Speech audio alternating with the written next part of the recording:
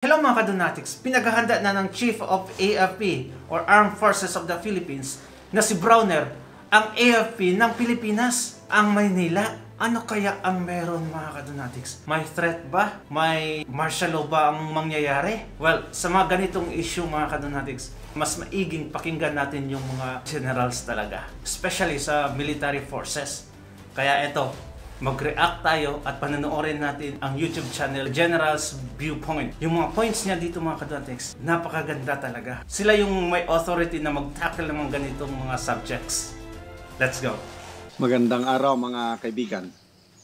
Pag-usapan natin ngayon yung pahayag ng AFP Chief of Staff si General Romeo Browner na inutusan niya ang mga army troops na maghanda to secure Metro Manila.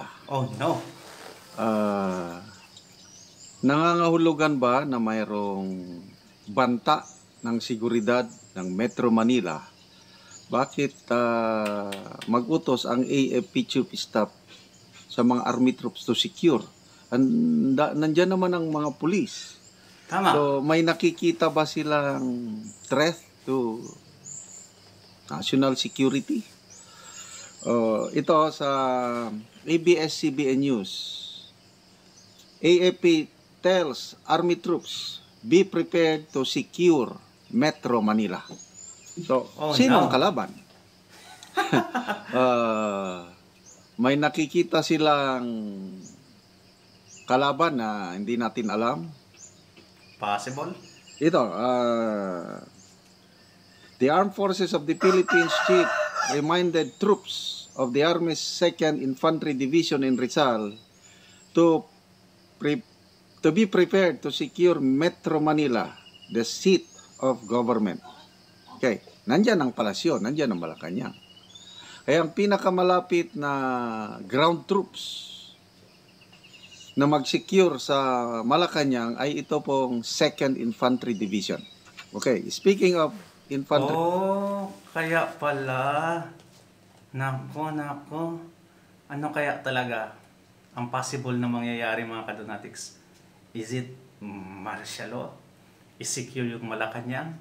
Just in case, may mga taong pupunta doon or may mga armed personnel na lulusubin yung Malacanang? Or we don't know. Let's go. 3 divisions sa Philippine Army, meron tayong 11 infantry divisions, Ang 2nd Infantry Division nandyan sa Camp Kapinpin, Tanay Rizal, na destino din ako diyan. Ang area of responsibility niya, yan yung Calabarzon, Mimaropa, ano na bang Mimaropa? Mindoro, Marinduque, Mimaropa, Romblon, Palawan, Mimaropa, yan. And then Calabarzon, basta yung NCR, nandyan po ang 2nd Infantry Division. Baka gusto nyo malaman, nasaan ang isang division, depende sa number of battalions niya, siguro average mga 7 to 8,000 troops. Estimate ko lang ito. Ang 1st Infantry Division nasa Zamboanga. Okay. Basta Zamboanga ang Zamboanga del Sur, 1st Division. 2nd Division nandyan sa Camp Kapinpin, Tanay Rizal. 3rd Infantry Division nasa Aklan, Aklan Island. 4th Infantry Division nasa Northern Mindanao, Cagayan de Oro. 5th Infantry Division nasa Isabela. 6th Infantry Division nasa Awang, Cotabato. 7th Infantry Division nasa Port Magsaysay sa Nueva Ecija. 8th Infantry Division, I think somewhere in Samar. Ganon din 9th Infantry Division sa Marlete area. And then 9th, I think Visayas din. Ang 10th Infantry Division nasa Davao. 11th Infantry Division nasa Hulo. Ngayon po, 11. Kaya talagang Sa kanya tayo makikinig sa mga ganitong mga subjects eh. Kasi alam talaga niya yung sinasabi niya. My authority. Di ba? Alright, let's go. Infantry Division. So, pinaghahanda ang 2nd Infantry Division. Ang tanong, sino ba, anong grupo ba ang posibleng hasik ng lagim na pwedeng guluhin ang Metro Manila? Okay. Isa-isahin natin, destabilization. Kampo ng mga Duterte, may kakayahan pa ba ang grupo ni Pierre RD na mag-destabilize? Ano sa tingin nyo? To me, wala na. Ang ano ng Duterte ngayon is survival mood. Well, kung siguro, when we talk about military personnel, wala na talaga. Kasi yung mga, ewan ko, wala kung may faithful pa ba ngayon, or meron man, tahimik lang. Pero meron pa naman, as far as people is concerned, pwede. No? Marami tayo. Kung gusto natin pabagsakin ang gobyerno, I think we can do it. No? Through silent destabilization, or shall we call, not destabilization, silent protest. Let's go.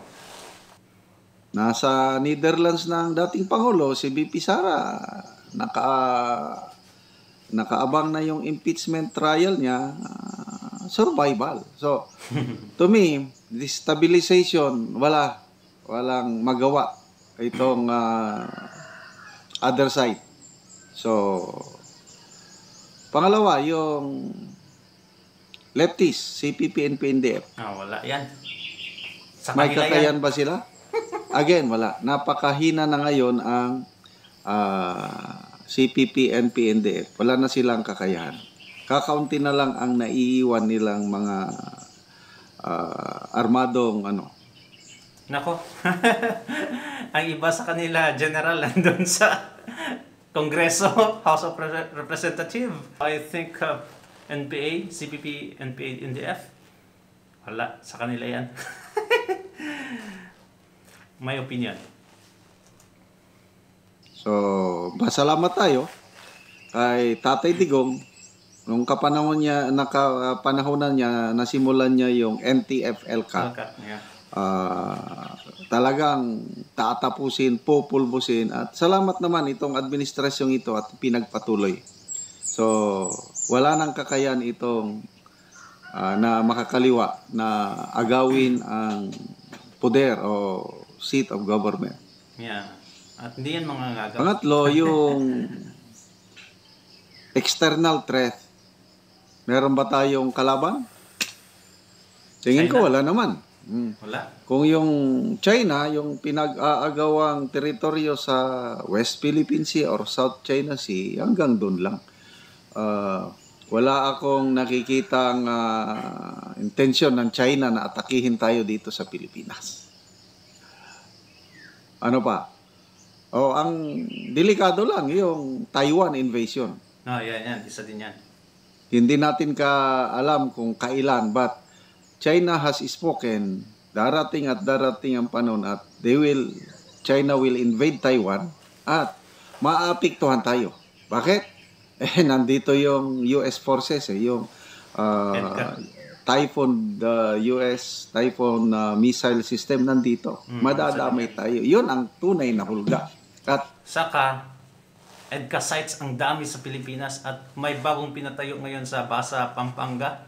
Sa panahon ni BBM yan malapit yan doon sa Taiwan. So, tinayo nila doon just in case na may atake sa Taiwan. Madali lang maka-rest back ang US Army. Tapos, ang mangyayari niyan, China will retaliate. Of course, sa atin patungo lahat ng bomba nila. Missiles nila, di ba? Hindi lang Metro Manila, kundi buong Luzon. Nako, tatamaan yan. Dahil kung nasaan yung mga missiles, damay. Ano pa? Ang mas nakikita kong malaking threat, itong eleksyon. Yung nangyari sa OFW voting na bumoto ng straight PDP yung mga OFWs, iba ang lumalabas. Pangalan ng alyansa candidates, mga makakaliwa. Ano ba yun? Yun ang tingin ko na malaking threat sa demokrasya. Paliwanag ng COMELEC, encrypted kuno. Hindi ako maniwala sa encrypted. May isa pang nagsabi na, yeah, that's the product, that it's programmed, it's meant to be. Ganun daw. So, yun. Yung attorney nila, Nakakatakot. spokesperson. Democratic system natin, yung very sacred right ng Pilipino to vote is parang nawawala na ng saysay pag hindi nila makorek ito. That's true. Salamat mga kaibigan sa inyong... Alright. So, di ba? Maganda talaga makinig sa mga general. Retired general kasi maalam talaga yan sila. Alam nila yung mga internal issues. Well, anyway mga kadonatics, what do you think? Ano kaya ang malaking mangyayari sa Maynila? Specifically, kasi ang 2nd Infantry Division lang naman yung pina-activate. So, what do you think? Sa mga comment sections, kung magbabasa ka, ang daming sinasabi na they are preparing for martial law. Well, I don't know. Pwede, pero I don't see a need for martial law as of this moment kasi wala naman di naman maingay yung part natin, di ba? Wala namang nag-threat sa kanila, destabilize sa kanila. So I don't think so. So meron talaga yan kung bakit nasabi yun ng AFP. Anyway mga kadonatics, thank you so much and please don't forget to subscribe. Bye-bye.